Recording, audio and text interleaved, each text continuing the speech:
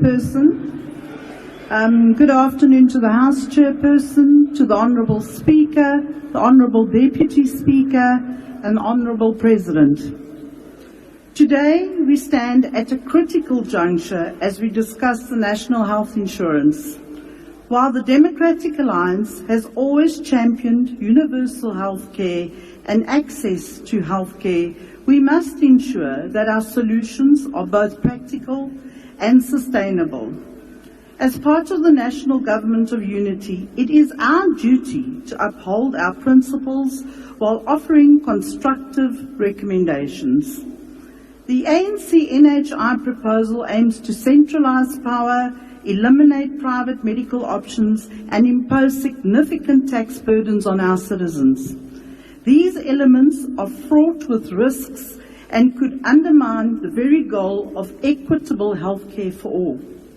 Firstly, the extensive powers granted to the Minister of Health are deeply concerning. The Minister will essentially control the fund from setting prices to having the ability to determine which service providers would be entitled to provide services over another. The concentration of power invites corruption and inefficiency, as we have seen with the state-owned entities. The DA proposes an independent watchdog to oversee health entities, ensuring transparency and accountability.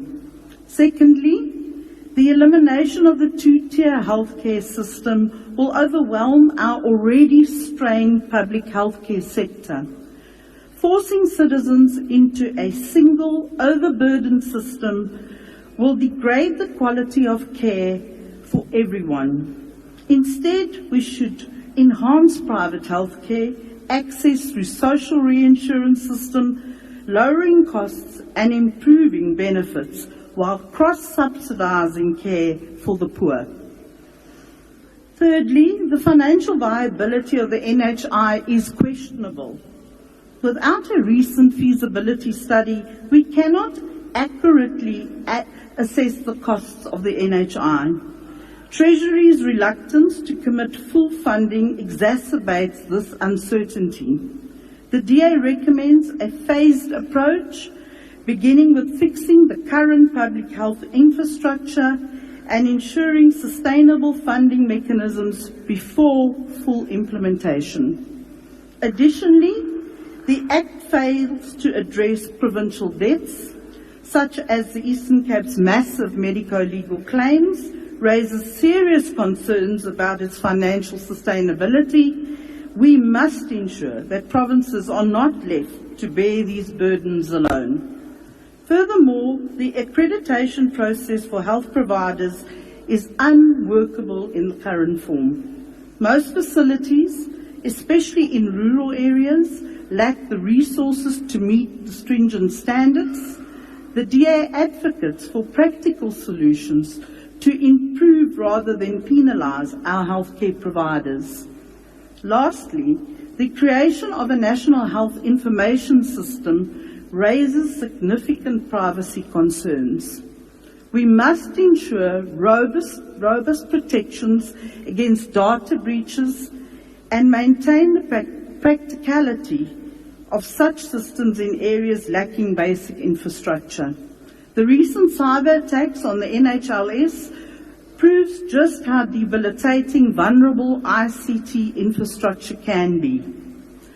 Last night in your speech, Mr. President, you said, and I quote, "There's a broad agreement that we must draw on the resources and capabilities of both the private and the public sectors to meet the healthcare needs of all South Africans equally."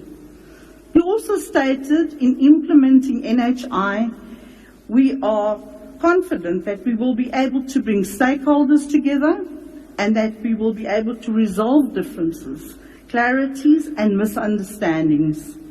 As the Democratic Alliance, we welcome these discussions and will be watching this space closely. In conclusion, while we support the goal of universal health care, the NHI Act as it stands is not the answer. The DA's recommendations offer a balanced approach that addresses corruption, enhances accountability, and improves access to quality healthcare for all South Africans. Let's work together to build a healthcare system that truly serves the needs of our people.